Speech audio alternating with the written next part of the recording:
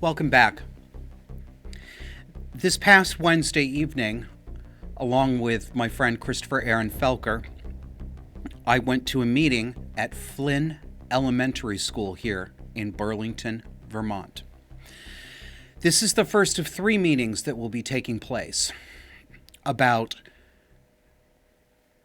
2SLGBTQIA+. Yes, that is what they call it. It is my fervent hope that this kind of ridiculousness, these expanding acronyms, are going to go so far that they all collapse. But I've watched them grow for several years now, and I see no sign of structural instability yet. So my hope is being kept at a very modest level. Why is the Burlington School District having meetings open to the public and children and teachers at elementary schools about gender transition, gender identity, sex assigned at birth, as they say? Why is this going on? Well, let's listen to it from the presenters. Here's an introduction from Autumn Bangora, Equity Instructional Leader for Burlington Schools. And we'll give you a chance to introduce yourselves in a minute, but I just wanted to orient you to the purpose of this. We're having 3 LGBTQ themed workshops. Last year, BSD launched an LGBTQ task force, and one of the main things that came out of it as goals were education and thinking about education. And what I love about these virtual equity workshops is how cross-generational they are. So we have school board commissioners, we have BSD staff, we have students here, we have parents here. So I think it's a really great opportunity to engage in dialogue with each other. So today's theme is words and phrases, vocabulary and terminology. So our expectation is that you walk away really, really versed in any new phrases and terminology. She wants us to be really, really well versed in terminology. Okay. Well, here's the second introduction from, you know what? This isn't going to do anything, but I feel compelled to say it. My hope, and I think it's a forlorn hope, my hope is that the people who are at this presentation, who will of course see this show that I'm putting together right now, my hope is that they will be able to hear this critique. I was deliberately low-key when I went to the meeting. I didn't cause a ruckus. I used the tone of voice that I'm using with you right now. I didn't do any of my ordinary histrionics. I wasn't there to put on a show. This is my show. That's not my show. And I'm trying to give the people here the benefit of the doubt. I don't think that will make any difference. And I think that as soon as I say the things that I'm about to say, that the next meeting that I show up at, and I will, by the way, Burlington School District, I will be at each of these meetings. So accommodate yourself to that eventuality. It's going to happen. But I predict that the reception will be significantly chillier after this segment. I wish that weren't the case, but I know from experience now that you cannot be calm enough, you can't speak respectfully enough in order to be heard if you disagree with any of their basic claims. You will provoke an emotional backlash. So I'm going to try, but it isn't going to work. I got the sense from the people who were in this room, there were only about 13 people, 2 presenters, the rest of us were audience members, some people were parents, some people were teachers in the school. There were a couple of 11 or 12-year-old girls there, which was uncomfortable. I didn't get the sense that anybody there was a malicious person. I think they're very misguided. foolish to the extreme, and I think they're doing harmful things. Yeah, I know the word harmful is now out of our vocabulary too, because it's been abused by people like we're going to see here. But I don't think they mean to. I think they think, at least, that they're trying to do the right thing, and I'm trying to take them in good faith. But the road to hell is paved with good intentions. And this project is definitely a step on the road to hell. So here's Alex Ryder, para-educator at Flynn Elementary School. Now, I don't know this for certain, but I'm 90% confident. The Alex Ryder that we're about to see here is a young woman who wants you to believe that she is a man. This is a young woman on testosterone. She's all of 21 or 22 years old. Take it away, Alex. So the statement reads, we at the Burlington School District stand committed to transforming BSD into a national model for holistic wellness for LGBTQ plus people, youth, and adults. We stand in solidarity with LGBTQ plus students, staff, and community members, and believe that schools can truly be safe only when every student is assured access to an education without fear. We stand behind our BSD staff who pursue a safe and supportive environment for all students. We also stand behind our educators who teach an inclusive curriculum that features LGBTQ people, history, and events, and raise awareness to counter discrimination, stereotypes, bias, and harassment. This is a tent revival. This is indoctrination. This is not an educational experience, it's indoctrination. No one is safe until we all are. We hear that a lot. It's straight up Marcuse Marxist ideology. No one can do anything, no one can enjoy anything, and no one can stop doing the work until they've saved every single oppressed person. No, I'm already free, Alex. Regardless of whether you think you're free, or regardless of the number of people that you point at and say, they're being oppressed because people don't believe their gender. I don't care. I'm free, baby. This is forced teaming, too. No one's free unless we're all free. No. Piss off. That's your project, not mine. Dismissed. Notice the use of the word educators. It's never teachers anymore, it's educators. Even saw Alex correcting herself when she was about to say teacher. Did you catch that? Yeah. This is a tell. Educators in other states are being punished for trying to teach inclusivity. No, Alex, they're not. That's not true. And you know that's not true. The people who are being punished are those who refuse to collaborate in abusing children, refusing to hide the child's so-called gender identity from the parents, refusing to have a closet full of gender-affirming clothes that the children can change into like a superhero when they get there so mommy and daddy don't see them. Those are the people who are being punished, the ones who are actually looking out for children. Nobody on your side is being punished for trying to teach inclusivity, Alex. Stop lying. You don't know nearly as much as you think you do. None of you do. The kinds of stuff that came out of your mouth astonished me. These are all narcissistic reversals, of course. Next clip, please. Is there anything else you'd like to add on them? No, just that one of the recommendations from the task force was that this statement was embedded in all the student calendar handbooks and the BSD calendar and posted in all our schools. And that was the easiest one to be like, check, we did it. So if you're ever walking through the schools, I think that advocacy statement is on the other side of that pillar right over there in our Flynn library. Every single library has one. Classroom teachers have asked to have them up in their classrooms, and they've also asked for lesson plans to go along with it. So every school library in the Burlington School District has this affirming statement. Why? Every classroom has it too. Why? Why is this in an elementary school? Autumn.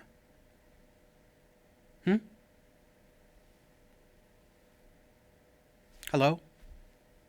Okay. Now we're going to turn to intern Felipe. I'm sorry, I could not. I could neither understand. I didn't hear his last name, and I was not able to do an internet search that revealed it. So Felipe is apparently a high school senior at Burlington High School, and he's an intern with one of the Equity LGBT projects. Here we go. One thing I already know about LGBTQ plus history is I went to, was it the Stonewall riots in New York City? Yeah, I went to where that happened, and it was moving, and it was really interesting too.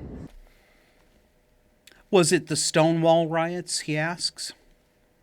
Yes, Felipe, it was the Stonewall riots. That thing that you know about LGBTQ history but couldn't remember. Was it the Stonewall riots? Look, you are a high school senior and you don't know very much, and that's because you're a high school senior. All high school seniors just don't know very much compared to what you're going to know in 10 years and 20 years. You're in no position to be instructing about this. Nobody who was doing the instructing was in any position to be instructing on these matters. Back to Alex. I guess one thing I know about LGBTQ history is I learned quite a bit about Marsha P. Johnson, who was a very influential transgender figure, kind of helped lead some of the movements. I don't remember the years, but she was very influential in like kind of getting that voice heard, along with like Sylvia Rivera. So. I don't remember the years. There's a lot you don't know and a lot you don't remember, but you're very confident. You're very confident in standing up there in front of people and being an instructor, an educator, aren't you? Why? What else don't you know, Alex, about your subject matter that you're teaching us? Marsha P. Johnson? Really? Marsha P. Johnson was a man whose name was Malcolm Michaels. He said so repeatedly. Yes, Malcolm Michaels repeatedly, in his own words, said, "I am a man, I am a drag queen." There's no she here, Alex. There's no transgender woman here. That fake category, transgender woman that you believe is real, did not exist socially in 1969. Didn't. Sorry. Nope, didn't exist throughout history either. Didn't.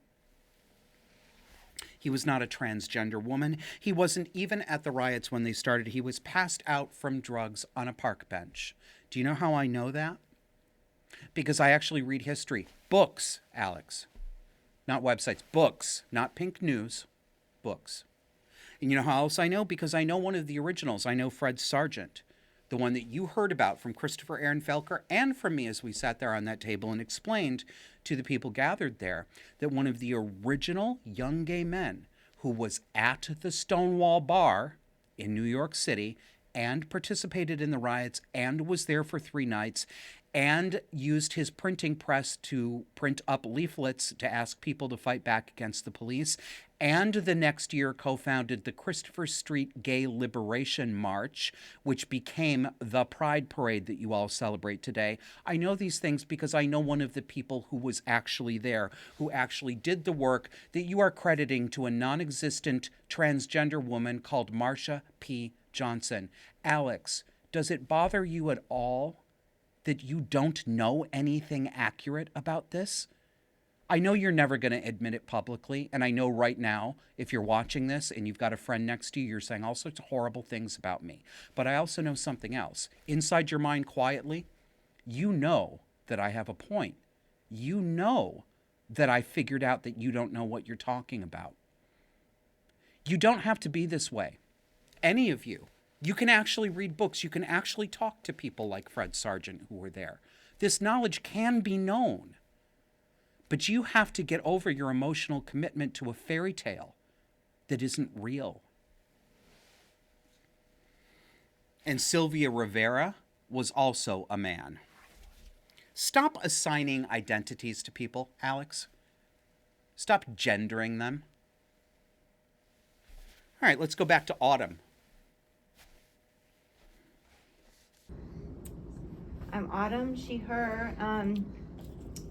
I really do want to learn more about LGBTQ plus history. But the first thing that comes to mind is just, I was born in 1973, so I watched, when I was a teenager, civil union and gay marriage become legal.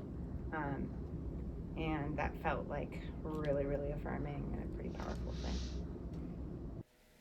Autumn says she was born in 1973. That's the year before I was born.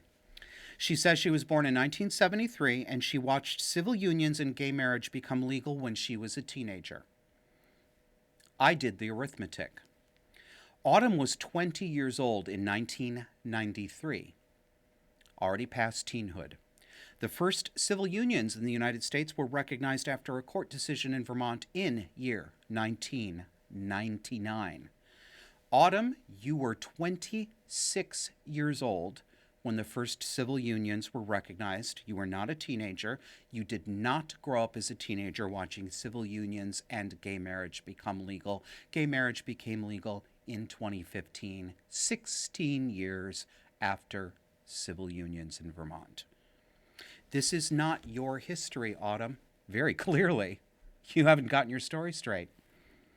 This isn't for your straight lady delectation. Oh, how do I know? How do I know? Come on. The same way you all know. This isn't about you, Autumn. It's not about your cohort of middle-aged women. We're not here. We gays are not here to pay your social cred salary the way you want us to. We're not props in your made-up stories. You have a lot of nerve. A lot of real confident nerve. That felt really affirming and powerful. Oh, really? What does that mean? Affirmed what specifically? For whom specifically? What does this have to do with you, Autumn?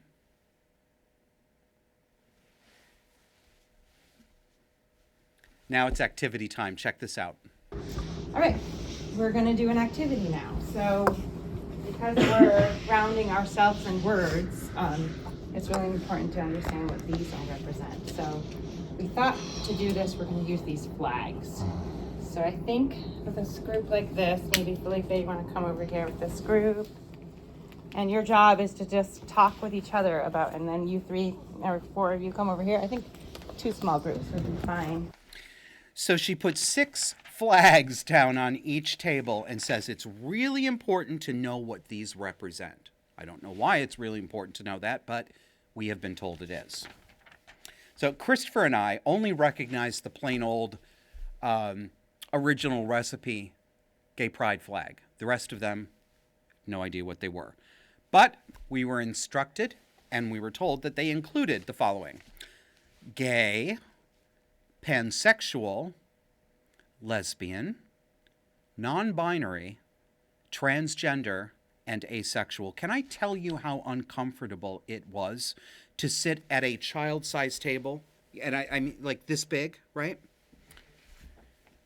With 11 and 12-year-old girls saying words like non-binary gender identity and asexual and sexual attraction, it made me feel like an unwilling creeper. My skin was crawling off my spine while this was going on. This isn't right. This isn't right. Oh my God. You know, if you could take a picture of this shit and show it to people who lived only 10 years ago, I wouldn't be the only one with this look on my face. I know I'm not the only one who sees this. And I hope a lot more people who've never been to one of these meetings in Burlington see it now as a result of this. This is what they're doing with your children. More from Alex. You never think of cisgender. You never think of gender assigned at birth and that you identify with that gender. You just think gender, male or female, it's binary. And I think cisgender came out as part of LGBTQ activism to allow people to say, no, I identify as transgender or non-binary or cisgender.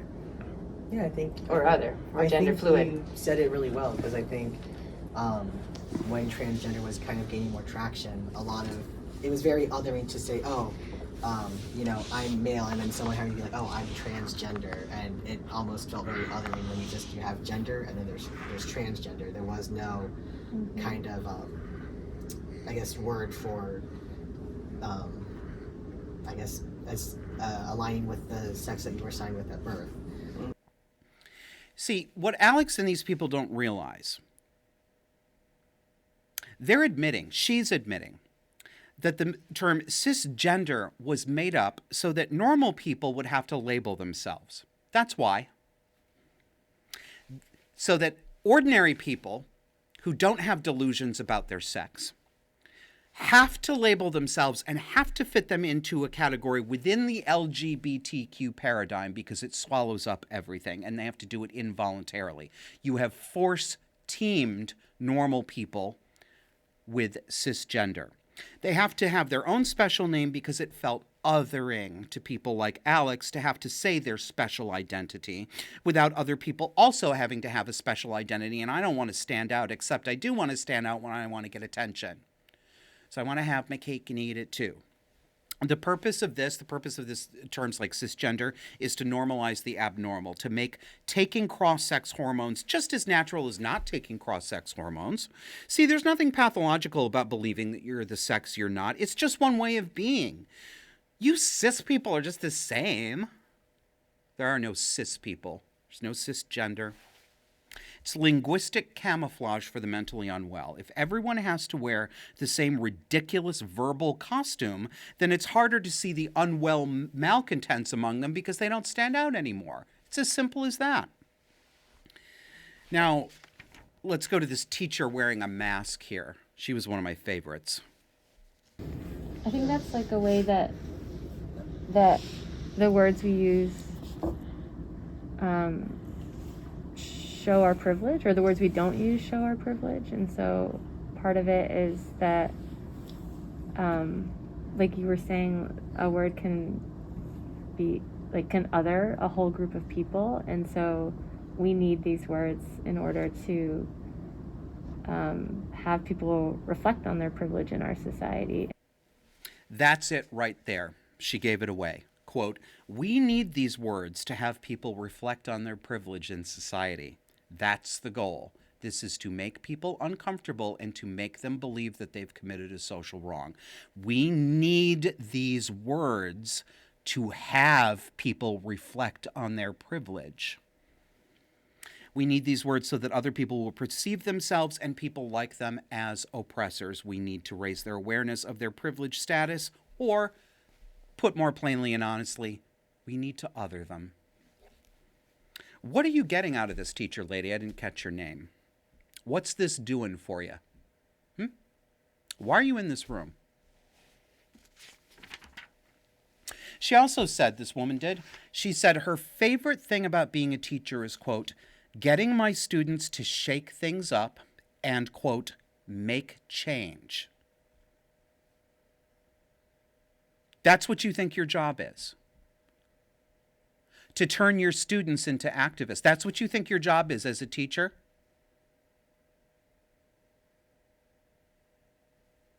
How about English, history, or mathematics?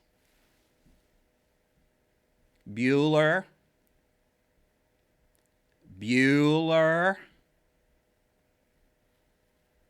She also said that the 1969 Stonewall riots inspired her to become a teacher.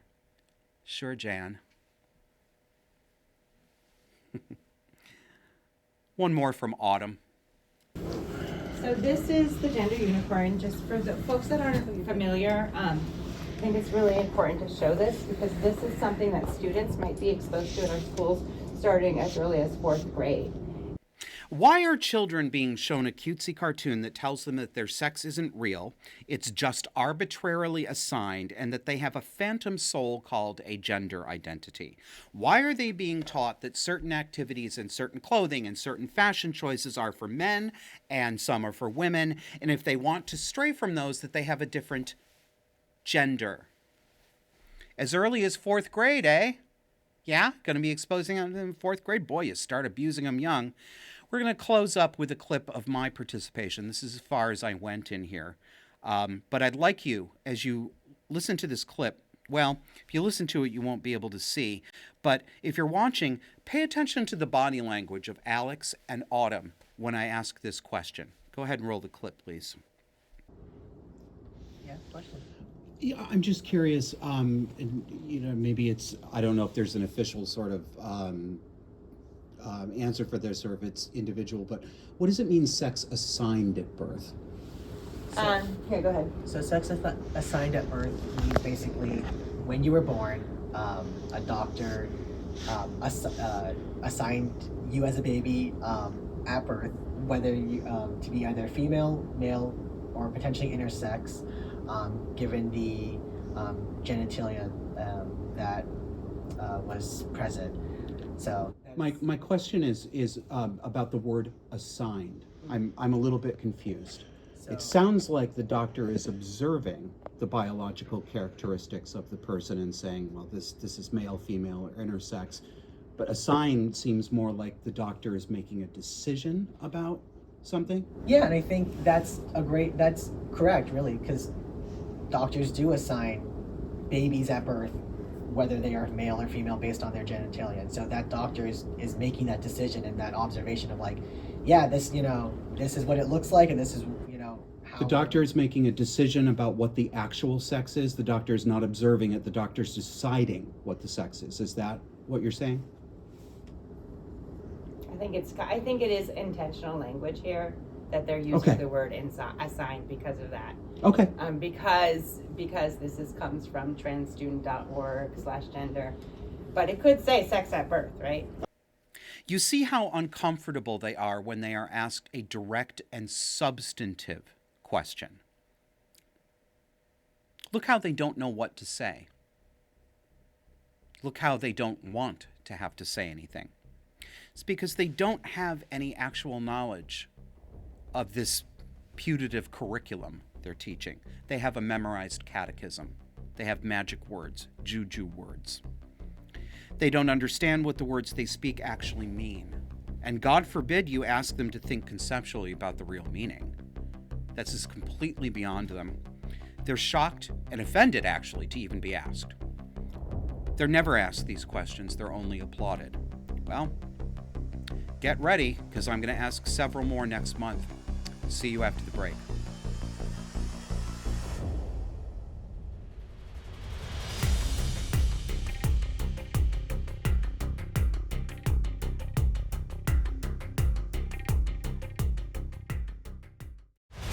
Looking for a non-woke place to put your money where your mouth is?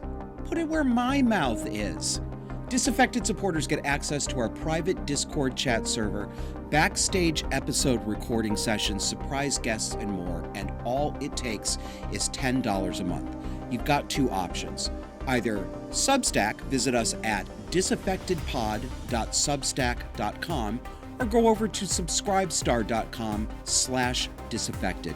Remember, choose the $10 level or higher for Discord access.